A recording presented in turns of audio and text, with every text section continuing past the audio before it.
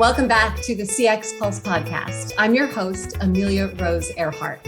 On today's show, we're talking emotion with Zhecho Dobrev, the author of The Big Mess, How Organizations Overlook the Value of Emotions. Now, he's also a customer experience and behavior science consultant and trainer. Zhecho, welcome to the show. Thank you, Amelia. I'm thrilled to be here with you. Well, I can't wait to learn how this topic of emotions and business came to be your fascination and your interest. So can you tell us a little bit about what sparked your interest? Sure. Well, so for the last 13 years, I've been working with a company called Beyond Philosophy, and there's a story that they tell.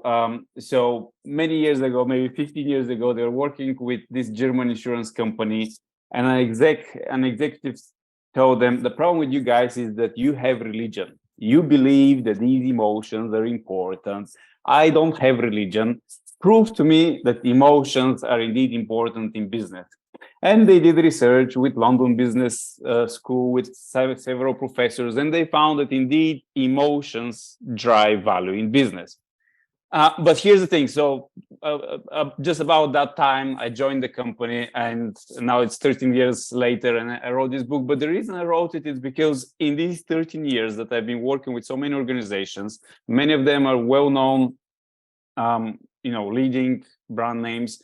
And there's only about one or two companies that have really measured emotions and have a strategy and a good understanding about how emotions affect the behavior of their customers. And again, my research and that of many others show that emotions are indeed so important in business, and we can prove it, and they drive a lot of value for organizations. And yet hardly any organization has a strategy that is based on science and data about evoking targeted emotions. So that is why I'm a bit fascinated about this subject. And I think it's a big miss there. Yeah, I think you're so right, because as humans, we all know what emotional decision making is like in life. But in your work, you're tying it directly to business. So tell us some of the specifics about why emotions are so important in business. Sure. Well, if you're familiar with the work of behavior scientist, Professor Daniel Kahneman, so he says that we and customers don't choose between experiences. They choose between the memories of the experiences.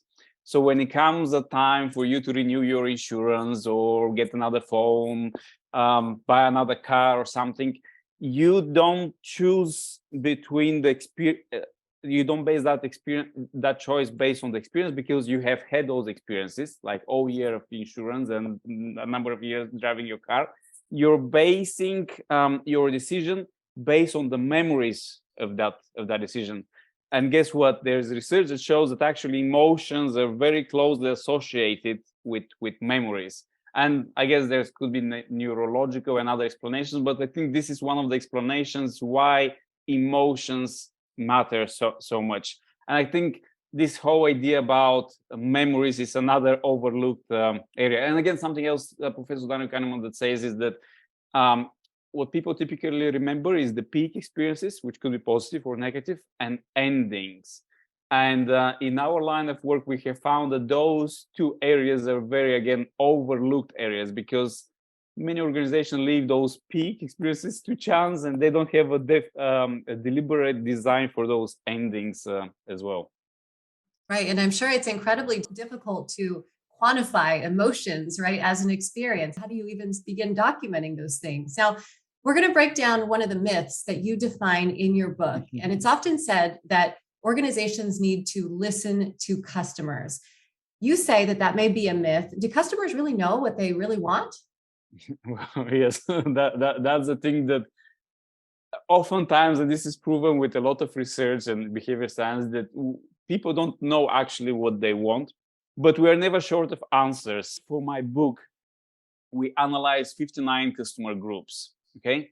And in 74% of those cases, those customer groups, they said something related to product price and product reliability is the most important thing for them. But again, our models and structural equation modeling and statistics, predictive analytics show that actually what drives the most value are those emotional aspects. In 59% of those models, it was the emotional aspects that drive value. but only 2% of customers said something about emotion is most important. Let me give you some examples. So, for example, with patients, we did research with patients of a hospital system. So, and you know, you go to the doctor, you have to drive and, you know, pay for parking and copay with insurance and wait all this time to waiting and everything just to see the doctor for a little while. So customers say, most important thing for us is the amount of time the doctor spends enough time with us. Okay, rational. But our research again showed that it's not the quantity of that time that is spent, but it is the quality of how that time is spent, like whether the doctor acknowledges your concerns, listens to you, shows empathy, you know, takes a moment to get to know you as a person, respects your time and things like that. So those were actually the things that drive the most value. That is what was really driving their behavior, but people don't say those things. And time again, like this research, we can show you a lot of examples, but time and time again, people say rational things. We want product, price, something, but it's actually some emotional, oftentimes it's those emotional aspects that drive their behavior. This is one of the myths that people say you need to listen to your customers, but actually, and many companies have fallen in the trap of that. Just sometimes listening to customers could be deceiving. Right. It sounds like you're looking for those unspoken signals from the customers, which can be so hard to find, but they do hold such a high value. I mean, I received a new credit card recently and it felt so heavy in my hand. And I thought, wow, this feels more important. So I felt that emotion. I can absolutely relate. So Exactly. Talk about the current organization standpoint. Do organizations have a strategy around customer emotions right now, most groups?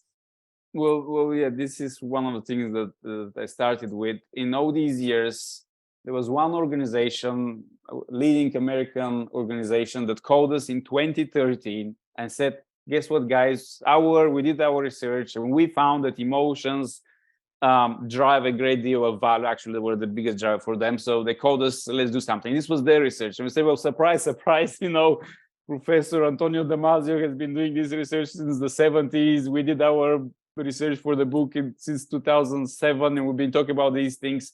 And like I said, this is like only one organization is doing that. And our research shows that emotions account for about 50% of the value. So if you are not measuring those, if you don't pay attention to those, you're missing 50% of the big picture.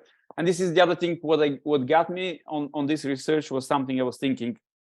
Okay, and if you Google customer journey maps, you see most organizations, pretty much everyone is doing journey mapping. Most organizations follow this infinity customer lifecycle loop. So you start branding, advertising, learning about the product, getting on board experience and purchasing the product, using the product. You have customer service, communications, billing and payment, and things like that. And I'm thinking, and this is what most organizations are mapping, all right? But I'm thinking, well, where in this journey map is the place for mapping how you develop deeper relationships or emotional attachment with customers? And most organizations, they just focus on the steps, like customers doing this and that.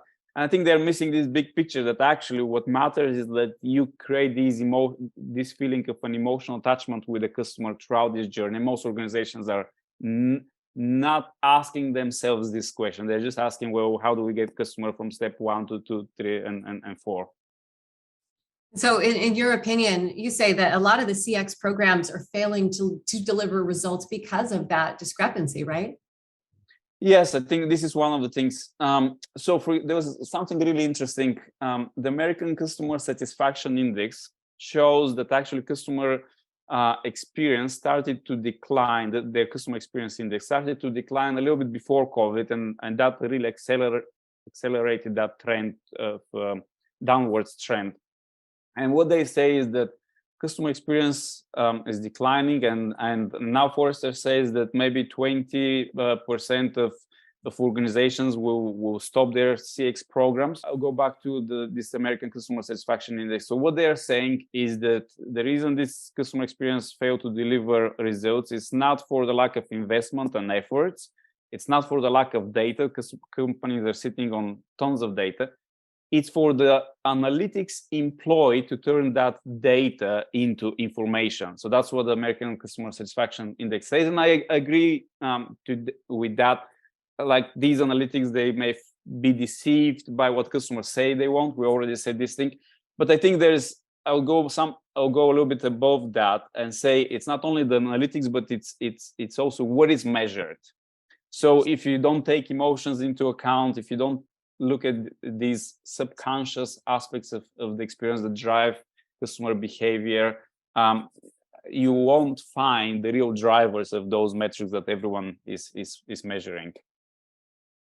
Well, from your research and just chatting with you today, I'm picking up on a lot of opportunity here, right? Looking into the future for organizations in terms of this emotional research about their customers. What do you think the future holds for CX and how we can get better at this? Sure. Well, on one side, it's a bit worrying that nowadays the industry has grown so big and there's like so many people, but they need to go back to the science of doing customer research, right? Finding the real drivers of customer behavior, understanding things. But when it comes to the future, for me, the really interesting part is creating this fusion between data, behavior science, and AI technology to analyze that data. Essentially, you have data, AI technology to analyze that data, and behavior science to design these nudges in this new experience. So talk to me more about how AI and machine learning can factor into bringing all of these emotions into play and helping make organizations lead to better choices. It's about creating a fusion between data, using machine learning and AI to analyze that data, and behavior science to design the experience based on the science of customer behavior. And that science of customer behavior includes emotions, because again, science knows that emotions drive a great deal of customer behavior. So now companies are building these machine learning models. I think the danger there is that, again, science knows that emotions affect customer behavior, but if you don't have emotions into those predictive models, then they won't be so accurate. And it's really interesting now. There's these companies that can go and look at a machine learning model, and they can say, okay, well, this is kind of like you have a Mercedes car, but now we are this AMG company. We're going to take your car and improve it a little bit for a better performance. And we are now partnering with organizations like that, and they found that there was this predictive model that was giving something like, when the organization was using something like 11% or something better conversion, but with the added emotion, they increased it to something like 18% better conversion rates and so on. So again, this shows that including emotions into those predictive models could be very powerful. And vice versa, if you don't include emotions, well, it's not a real representation of the real world. So you're going to get some distortion in the results. Right. It sounds like adding those layers of complexity within your data can really lead to some big results, which every organization is after. So it sounds like that's the direction to head. Now, as we start to wrap up here, I want to ask a bit of a controversial question and would love for you to elaborate on this. Is CX in danger of dying, in your opinion? It's something that is coming to my mind now, having seen these predictions of 20% of CX programs would be cut. And again, what I see recently is a lot of organizations focusing, everyone is doing some sort of tracking numbers and dashboards. And there's a quote I like, that dashboard is where data goes to die. So I'm really starting to feel worried that so many of these programs not delivering results, that CX is in danger of turning into something else, or just like what happened with CRM and people moving to something else. But at the same time, I'm actually right now a judge of customer experience awards in the insurance sector.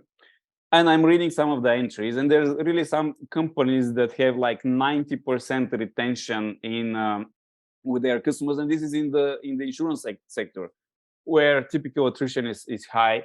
And I see companies that focus on customer experience with like 60% growth over the last 5 years. So it's clear that when customer experience is done as a strategy and vision for the whole organization, and it's part of the culture and the DNA, it is working. But when it's just focused on the numbering, on the number, and not really understanding the science about what drives customer behavior, not really understanding the key aspects, and not being part of the culture, then it's failing. So I'm worried about customer experience, but this is where there will be like natural selections. The ones that really get it will succeed, and the others is just like failing, investing and not getting results. That's exactly where my mind went. It sounds like survival of the fittest, right? We must evolve to get the best, analytics and research from that data that we're collecting. Well, Zhecho, this was a really great conversation. For folks who want to get a hold of a copy of your book to learn more about how emotion can play into better results going forward, why don't you let us know where we can get in touch and pick up a copy for ourselves? Sure, of course. Well, it's available in Amazon, Barnes & Noble, and the other retailers. You can also find me LinkedIn or Beyond Philosophy's website, Twitter. You can follow me there. So lots of ways to stay in touch. And I'll be really glad to hear what other people are thinking and connect. Wonderful. Well, thank you so much for the great conversation today. Sure. Thank you, Amelia. It was a pleasure speaking to you. Bye-bye. Thank you so much for joining us on the CX Pulse podcast. Stay tuned for upcoming episodes. And if you enjoyed today's episode, please subscribe and leave a 5-star review. This podcast is brought to you by NICE, the world's leading cloud CX platform. Go to nice.com to learn more about our innovative and comprehensive end-to-end CX solutions. That's nice.com.